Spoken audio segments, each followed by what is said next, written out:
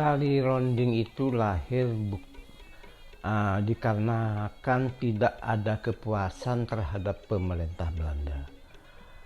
Karenanya sebenarnya mengandung unsur-unsur politik juga, sepertinya kalau dikatakan boleh politik lah katakanlah.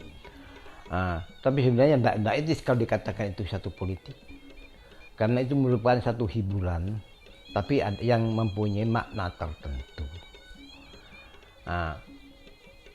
Tari ronding itu lahir ya itu karena tidak ada kepuasan, sehingga makna dari tema tari ronding itu pada umumnya ceritanya asalnya ada ronding, ada tari ronding, ada hornas, ada juga mayor, ada kalau lengkapnya ya, ada juga istri mayor, dan juga ada anjing. Itu kelengkapan dari skema dari tari ronding itu.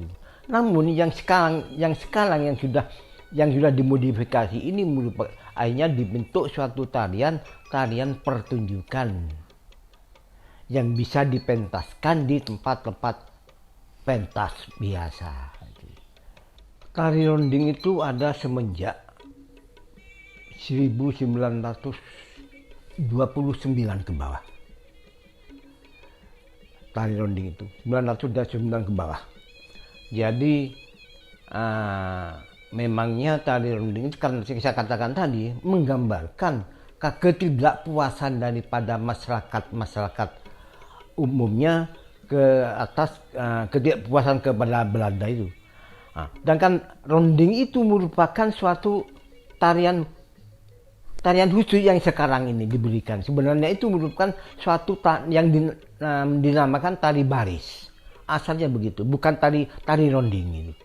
Memang dalam komposisi tari ronding itu memang semuanya lengkap. Ada mayor, dan kalau dari atas ada mayor, ada istri mayor sebagai pendamping, juga ada kapten sebagai pelatih barisan awalnya.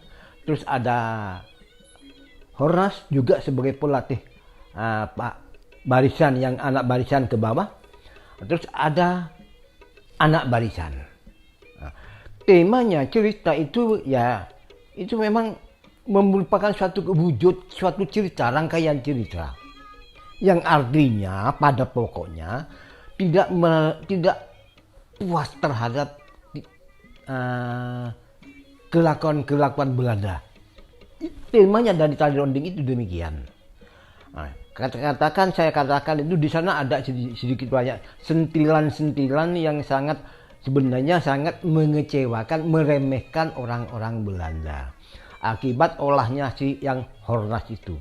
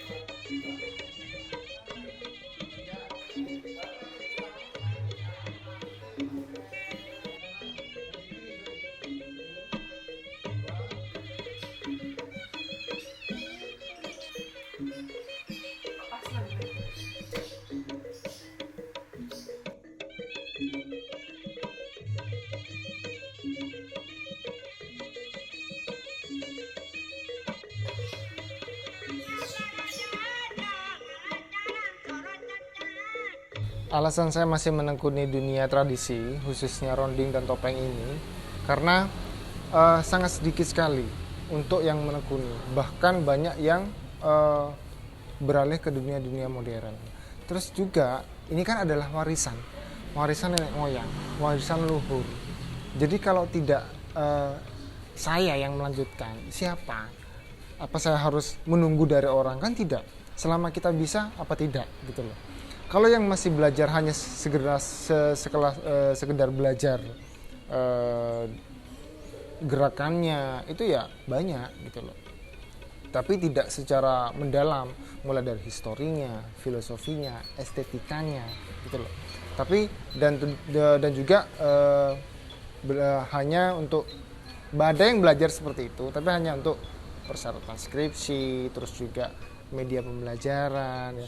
Tapi tidak menekuni secara geraknya, historinya dan lain-lain, tidak.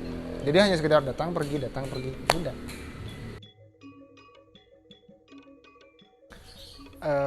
Sampai sejauh ini dan selama saya menekuni ini, saya sama sekali sedikit pun tidak pernah terlintas kalau saya ingin meninggalkan dunia tradisi ini dengan menggantinya dengan yang dunia modern. Saya memang tidak pernah terlintas seperti itu, karena itu sudah panggilan jiwa, naluri sudah. Jadi apapun yang saya tekuni sekarang, biarlah itu menjadi identitas saya dan itu menjadi ciri khas saya sekarang. Harapan saya kepada pemerintah hanya ingin pemerintah lebih giat lagi dalam membina ataupun mengayomi para kesenian yang ada di Pamekasan. Karena yang saya lihat ya memang sudah ada, hanya saja masih belum terlalu belum terlalu gitu loh terhadap dunia kesenian. Lebih baik kan ini kan masih belum tidak ada royalti gitu loh. Jadi lebih baik dipatenkan secara betul-betul paten gitu loh. Dan bisa dikenal dari daerah luar.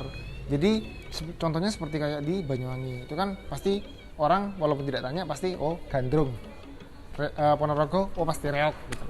Jadi kurangnya publikasi di situ. Jadi harus menurut saya lebih giat lagi dalam sistem publikasinya juga, manajemennya juga, agar kesenian ronding dan topeng kita ini betul-betul dikenal gitu, tidak hanya di area Pamekasan saja.